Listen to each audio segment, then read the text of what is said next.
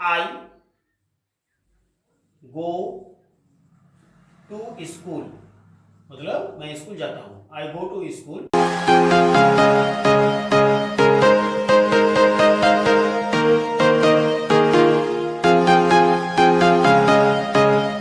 Hello students, how are you? I hope you will find healthy. Today's class conversations part 3। Conversations part 3, मैंने आपको previous class में conversations के बारे में बताया था कि कन्वर्सेशंस क्या होता है, इसका यूज हम लोग कैसे करते हैं। तो आज का जो क्लास है पार्ट 3, मैं आपको फिर एक्सप्लेन करने वाला हूँ कन्वर्सेशंस के बारे में। तो क्लास को ध्यान से देखें, समझें, वीडियो को एंड तक देखें, तभी आपको समझ में आएगा।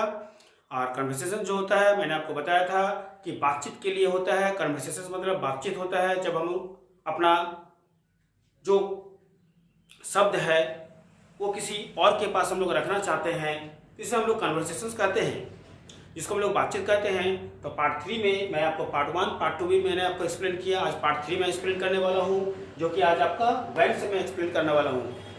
तो इसके पहले आपका व्हाट किया होगा, फिर वेयर। आज आपको व्हेन से, आज व्हेन से आपको मैं कुछ सेंटेंस लेकर एक्सप्लेन करने वाला हूँ। तो वीडियो को ध्यान से देखें और वीडियो को एंड तक देखें।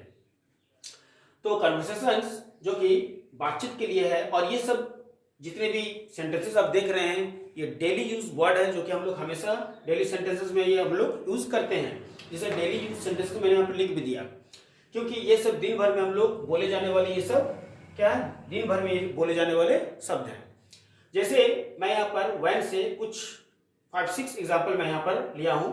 जैसे सबसे पहले यहाँ पर आप देखेंगे कि वन में व्हेन वेयर यू बॉर्न लिखा हुआ है। इसको हम लोग हिंदी में बोलेंगे तो क्या बोलेंगे?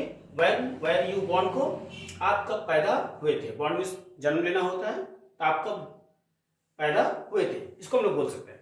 हम लोग इसको, कोई आपसे क्वेश्चंस कर रहा है कि आप कब पैदा हुए थे, आपको इसको इंग्लिश में कन्वर्ट करके उनको जवाब देना है, तो कैसे देंगे? जब इंग्लिश में उनको कहेंगे क्या कहेंगे? व्हेन वेयर यू बॉर्न, लिखेंगे आई वॉज बॉर्न। क्या बोलेंगे हम लोग यहाँ पर? I was born, I was born.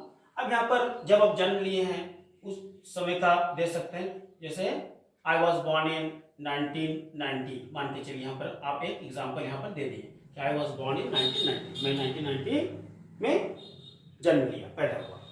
Number 2 अगर हम लोग चलते हैं तो 2 में लिखिएगा when do you get up, मतलब आप कब जगते हैं, सुबह में कब जगते हैं। इसको क्या हो जाएगा, हम लोग क्या बोलेंगे कि I get up, I get up at. Time हम लोग को टाइम बताना होगा, तो टाइम के लिए हम लोग यहाँ पर एट लगाएंगे, उसके बाद बोलेंगे। उसके बाद यहाँ पर आप 5 o'clock कर सकते हैं, 5 o'clock। उसके बाद आप यहाँ पर इन द मॉर्निंग जोड़ दीजिएगा, इन द मॉर्निंग, क्योंकि जगते हैं हम लोग सुबह में, इसीलिए यहाँ पर मॉर्निंग लिखना जरूरी है। यहाँ पर क्या लिखेंगे? In the morning.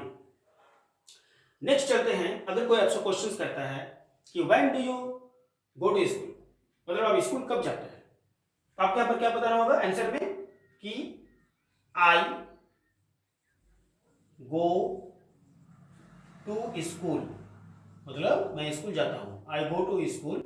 अब यहां पर आप बता दीजिए, फिर टाइम बता के दे दीजिए कि एट 9 o'clock, एट 9 o'clock। यहां पर हम लोग लिख सकते हैं एट 9 o'clock कि हम लोग सुबह में 9 बजे स्कूल जाते हैं। उसके बाद एक नंबर 4 फिर आपके पास आ गया, क्या है कि when do you go to play, मतलब आप खेलने कब जाते हैं। तो इसको आप कैसे लिख सकते हैं? अगर सुबह जा रहे हैं तो मॉर्निंग, शाम हो रात इवनिंग, तो इसको कैसे करेंगे कि when do you go to play. चलिए इसको हम लोग इवनिंग में लिखते हैं कि when do you go to play, क्या लिखेंगे? आई गो टू प्ले, क्योंकि सुबह हम लोग पढ़ाई करते हैं, स्कूल जाते हैं, तो सुबह हम लोग को टाइम नहीं मिलती है, तो अधिकतर बच्चे शाम को खेलते हैं, तो इवनिंग लिख के हम लोग इसको बना सकते हैं। आई गो टू प्ले, आप यहाँ पर लिखिएगा कि I go to play in the evening, in the evening, मतलब मैं शाम में खेलने के लिए जाता हूं। I go to play in the evening, ये आपका आंसर हो सकता है। इसके बाद नंबर 5 में चलता है। अगर कोई आपसे क्वेश्चन करता है कि when do you take bath, कि आप कब नहाते हैं। तो आपको समय बताना होगा, कब जो होता है वो टाइमिंग के लिए होता है, सब में आपको टाइम बताना है। तो यहाँ पर when do you take bath तो लिखेंगे आई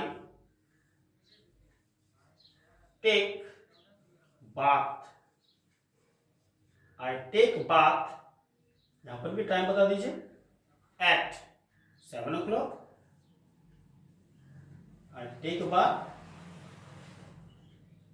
एट 7 o'clock। इस तरह से हम इसको आंसर को किसी के पास रख सकते हैं।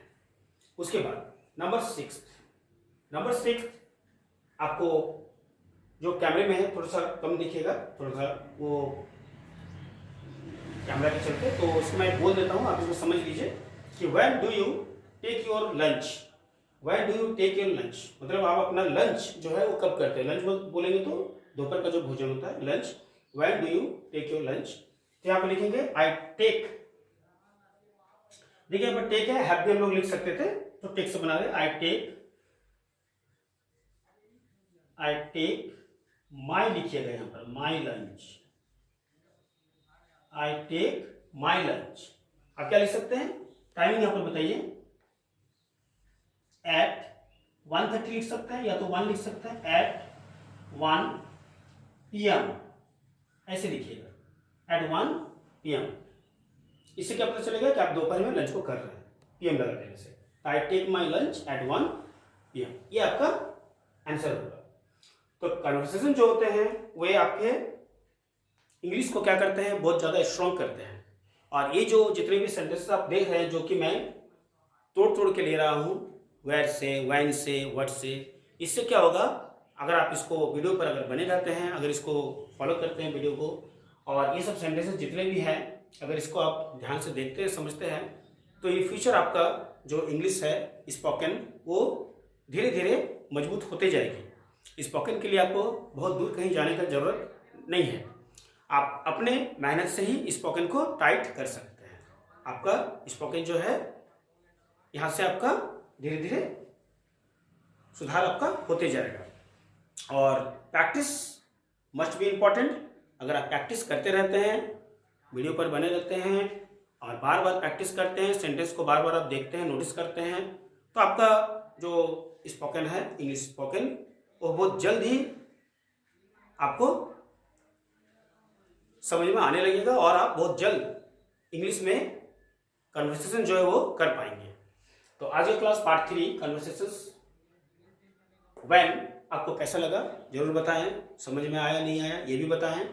और अगर वीडियो अच्छे लग रहे हैं तो एक लाइक जरूर कर दें। किसी तरह का प्रॉब्लम हो तो जरूर बताएं, कमेंट करें। तो आज क्लास इतना ही, नेक्स्ट पार्ट आपका फिर कुछ न्यू देखने को आपको मिलेगा। तब तक के लिए आप स्वस्थ रहें, रेडी रहें, be ready and take care.